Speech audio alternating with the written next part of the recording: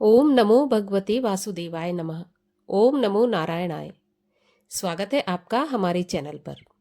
आज के इस वीडियो में आप सुनेंगे पूर्णिमा व्रत की कथा। कथा आरंभ करने से पहले आपसे अनुरोध है, ऐसे ही कथाओं को सुनने के लिए और हमसे जुड़े रहने के लिए कृपया हमारे चैनल को सब्सक्राइब अवश्य करें और जो घंटी का निशान है उस पर भी क्लिक करें। साथ ही अगर आज की कथा अच्छी लगे तो कथा को लाइक करें और शेयर करें। तो चलिए आरंभ करते हैं पूर्णिमा व्रत की कथा। भगवान श्री कृष्ण के मुख से इस प्रकार के व्रत का विधान सुनकर माता यशोदा बोली, हे मधुसूदन, पूर्व काल में किसने इस व्रत को किया, उसका क्या व्याख्यान करने की कृपा करेंगे। माता यशोदा के ऐसे वचन सुनकर नंद नंदन बोले, पूर्व काल में वैभव से परिपूर्ण कार्तिका नाम का एक महानगर था। उस नगर के राजा का नाम नंददास था। उस नगर में धनेश्वर नाम का ब्राह्मण निवास करता था। उसकी परम सुशील पत्नी का नाम रूपवती था। वह दोनों प्राणी उस नगर में अत्यंत प्रेम के साथ जीवन व्यतीत कर रहे थे। उनका घर धन धान्य आदि से परिपूर्ण था। किसी प्रकार की कोई कमी नहीं थी। उन दोनों को केवल एक ही दुख था कि उनकी कोई संतान नहीं थी, जिसके कारण वे दोनों सदैव उदास रहते थे। एक समय की बात है कि उस नगरी में एक महान तपस्वी साधु आया। उस साधु का नित्य नियम था कि वह प्रातः भिक्षा के लिए निकलता था और धनेश्वर के पास पड़ोसियों के भवन से भिक्षा मांगता था और वापस चला जाता था। लेकिन धनेश्वर के घर से उसने कभी भी भिक्षा नहीं ली। योगी का ऐसा नित्य कर्म जब धनेश्वर को ज्ञात हुआ तो वह अपने को भाग्यहीन जानकर अत्यंत दुखी हुआ और एक दिन अति क्षुब्ध होकर धनेश्वर साधु की कुटिया में जा पहुंचा और हाथ जोड़कर बोला, हे महाराज, आप मेरे पास पड़ोस के घरों से नित्य भिक्षा लेते हैं, लेकिन मेरी भिक्षा स्वीकार नहीं करते। हे महात्मन, मैंने ऐसा कौन सा अपराध किया है जिसके कारण आप मेरे घर की भिक्षा नहीं लेते। तब साधु बोला, निसंतान व्यक्ति का अन्न पावन नहीं होता है, उसके ग्रहण करने से पातक लगता है। इस कारण मैं तुम्हारे घर से भिक्षा नहीं लेता हूँ। साधु के ऐसे वचन सुनकर धनेश्वर की आंखों से आंसू बहने लगे और वह रोता हुआ साधु के चरणों में लेट गया और बोला, हे महाराज, आप सर्वज्ञ हैं, तीनों काल भूत भविष्य वर्तमान के ज्ञाता हैं। आप मुझे कोई ऐसा सुगम उपाय बताने की कृपा कीजिए जिसके द्वारा मेरा भाग्य उदय हो और मैं इस दुख से छुटकारा पा जाऊं, अर्थात मुझे भी पुत्र लाभ हो। धनेश्वर के ऐसे वचन सुनकर थोड़ी देर विचारमग्न रहने के बाद योगी बोले, हे ब्राह्मण, तुम महामाया चंडी देवी की उपासना करो। उनकी परम कृपा से तुमको अवश्य ही पुत्र लाभ होगा। योगी का ऐसा आदेश पाकर धनेश्वर ने अपने घर आकर सारा हाल अपनी पत्नी को सुनाया और उससे परामर्श कर अपना घर त्याग कर तपस्या के लिए वन में चला गया और निराहार रहते हुए श्रद्धापूर्वक चंडी की उपासना करने लगा। इस प्रकार निराहार तपस्या करते हुए जब 20 दिन व्यतीत हो गए, तब 21वें दिन रात्रि के समय स्वप्न में चंडी देवी उसे दर्शन देकर बोली, धनेश्वर, तेरे एक पुत्र होगा, परंतु वह 16वें साल में काल कलवित होगा। तब धनेश्वर हाथ जोड़कर बोला, हे जगत जननी, आप मुझे कोई ऐसा उपाय बताने की कृपा कीजिए जिससे वह पूर्ण आयु प्राप्त कर सके, असमय में मृत्यु को प्राप्त न हो।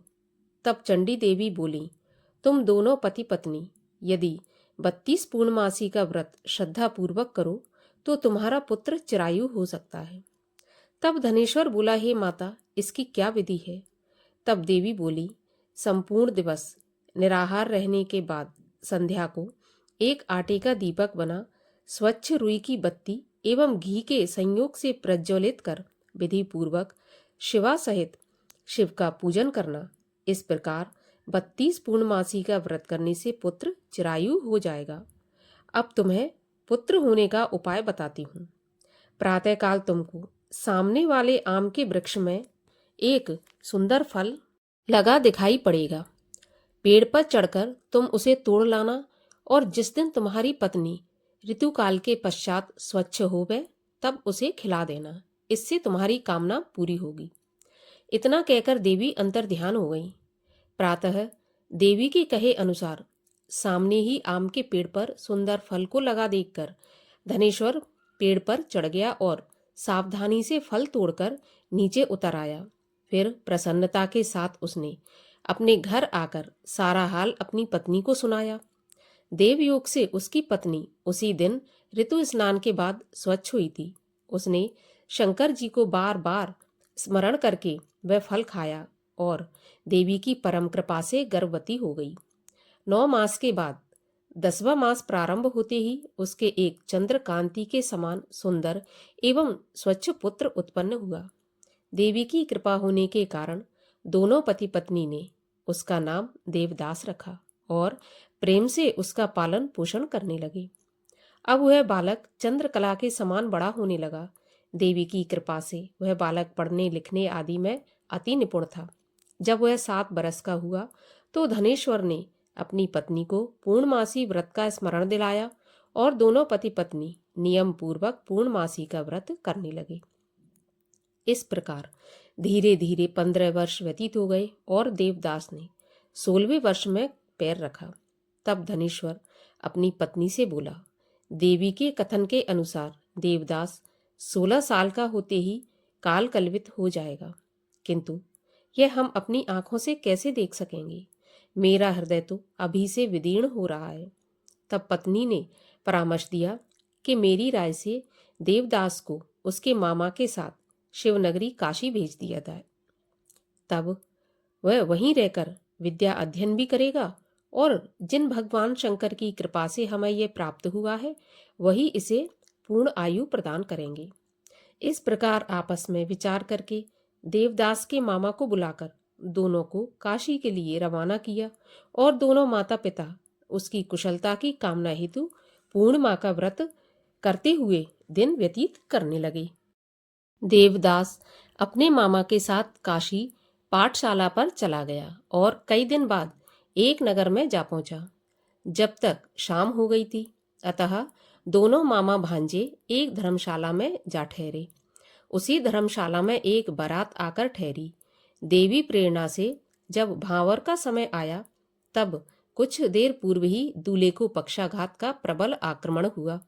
दूल्हे के पिता आदि संबंधी अत्यंत विकल हो गए। तब किसी ने परामर्श दिया कि इसी धर्मशाला के अमुक कमरे में वर के अनुरूप एक युवक ठहरा है, उसे किसी प्रकार संतुष्ट कर उसी के साथ भांवरें डलवा दी जाएं और अन्य जो भी कार्य होंगे वह वर के साथ हो जाएंगे। सबकी सम्मत से लड़के के पिता ने देवदास के मामा के पास जाकर निवेदन किया कि अपने भांजे को कुछ देर के लिए मुझे प्रदान करें, जिससे मेरे पुत्र का विवाह कार्य संपन्न हो सके। तब उसके मामा ने कहा कि कन्यादान के समय मधुपर्क के अतिरिक्त जो कुछ भी मिलेगा वह मैं ले लूंगा। यदि आपको यह बात स्वीकार हो तो मेरा भांजा आपके कार्य हेतु प्रस्तुत है। वर के पिता ने उसका यह प्रस्ताव तुरंत ही स्वीकार कर लिया और देवदास को दूल्हा बना दिया और उसी के साथ विवाह कार्य संपन्न हो गया और उसे कन्या के साथ भोजन के लिए एकांत भवन में भेज दिया। किंतु देवदास संकोच के मारे भोजन न कर सका और मन में विचार करने लगा कि यह दूसरे की स्त्री और इसके साथ भोजन करने से इसका धर्म नष्ट हो जाएगा। इस सोच के मारे उसकी आंखों में आंसू आ गए। यह देखकर वह कन्या बोली, मैंने देव द्विज अग्नि एवं अनेक संबंधियों के समक्ष आपको पति के रूप में स्वीकार किया है। अब मैं किसी दूसरे को अपना पति नहीं बना सकती। तब देवदास बोला कि आपके इस निश्चय से आपका अनिष्ट होगा, क्योंकि मेरी आयु केवल 1 वर्ष शेष रह गई है, अतः इस विचार को अपने हृदय से निकाल दीजिए। तब कन्या बोली, हे स्वामी, आप मेरी चिंता मत कीजिए। यदि मैं अपने धर्म पर अडिग हूं तो ईश्वर मेरा कल्याण अवश्य करेंगे। आप इसकी चिंता त्याग कर प्रेम से भोजन करो।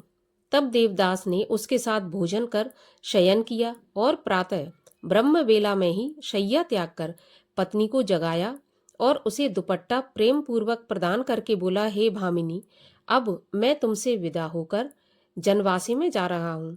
यदि परमात्मा की कृपा से जीवित रह गया तो अवश्य मिलूंगा।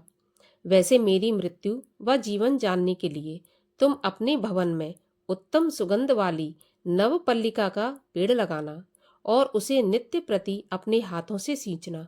जब तक वह पेड़ हरा भरा व फलता फूलता रहे तो मुझे जीवित समझना। कदाचित वह पेड़ मुरझाकर सूख जाए तो जान लेना कि मैं इस संसार में नहीं रहा। अतः संतोष के साथ मर्यादा का पालन करना। इतना कह पत्नी से विदा होकर देवदास अपने मामा के पास जा पहुंचा और दोनों मामा भांजे उसी समय काशी यात्रा पर चल पड़े और कुछ काल बाद काशी में जा पहुंचे।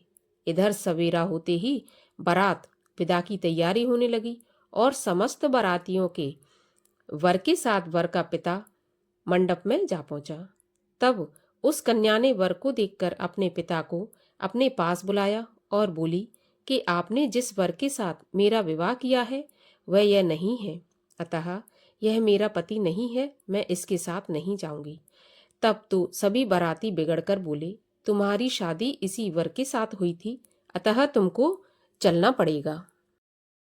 तब कन्या बोली, मैंने कन्यादान के समय कुछ आभूषण वर को दिए थे, वह दिखाइए, तथा मैंने क्या क्या गुप्त बातें इसे बताई थी वह सुना दे। यदि सत्य होगा तो मैं जान लूंगी।